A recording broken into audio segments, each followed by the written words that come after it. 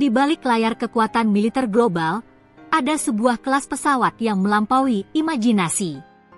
Mereka bukan sekadar pesawat tempur, melainkan benteng terbang yang mampu membawa muatan berat dan melintasi benua dalam hitungan jam. Mereka adalah jet pengebom strategis. Di era di mana kekuatan udara menjadi penentu, negara-negara adidaya seperti Amerika Serikat dan Rusia memiliki senjata pamungkas ini.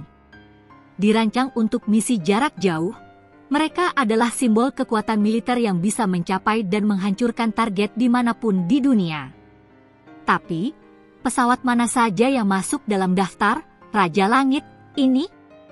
Dari Tupolev Tu-160 hingga Boeing B-52, inilah 5 jet pengebom terbesar di dunia berdasarkan ukuran dan kekuatannya.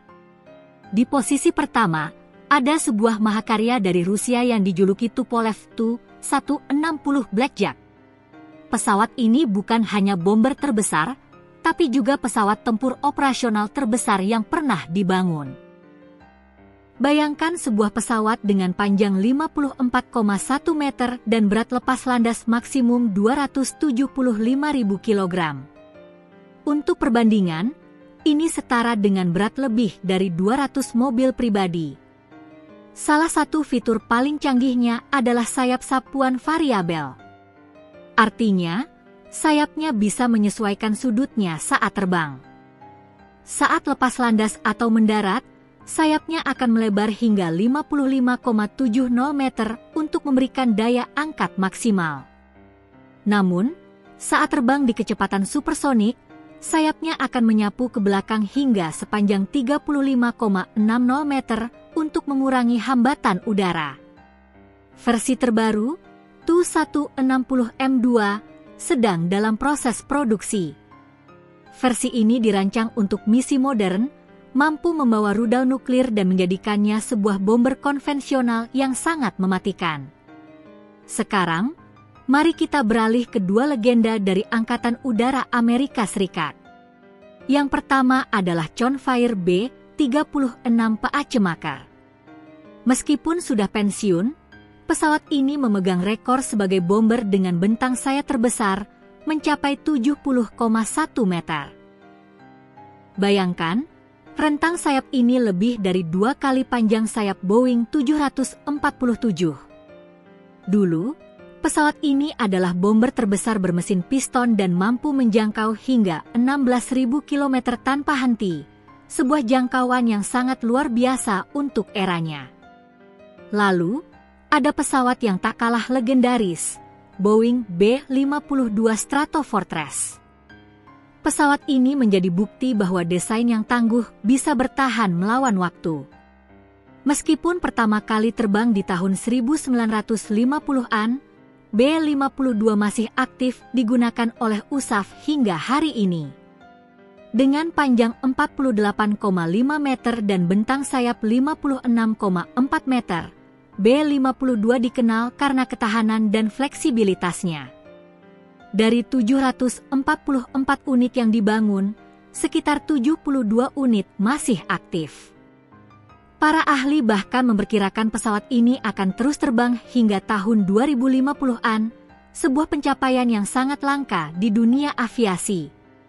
Melengkapi daftar kita, ada 2 bomber lain yang tak kalah penting. Dari Rusia, ada Tupolev Tu-95 Bear. Pesawat ini unik karena menggunakan mesin baling-baling turboprop, berbeda dari jet bomber lainnya. Meskipun begitu, jangan remehkan kekuatannya.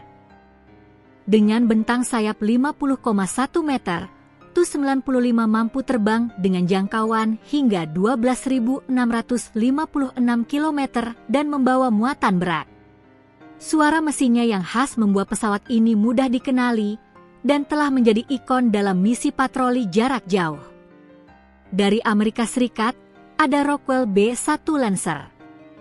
Pesawat ini adalah bomber supersonik lain dengan sayap sapuan variabel. Dengan panjang 44,5 meter dan berat lepas landas maksimum 216.000 kg, B-1 Lancer menjadi aset strategis penting bagi militer Amerika Serikat. B-1 Lancer digunakan untuk misi presisi, termasuk latihan pengeboman di semenanjung Korea pada Juni 2024, sebuah sinyal yang sangat jelas terhadap kekuatan aliansi Amerika Serikat dan Korea Selatan. Kelima jet pengebom ini bukan sekadar alat tempur. Mereka adalah simbol dari kekuatan, inovasi, dan ambisi sebuah negara untuk mempertahankan dominasinya.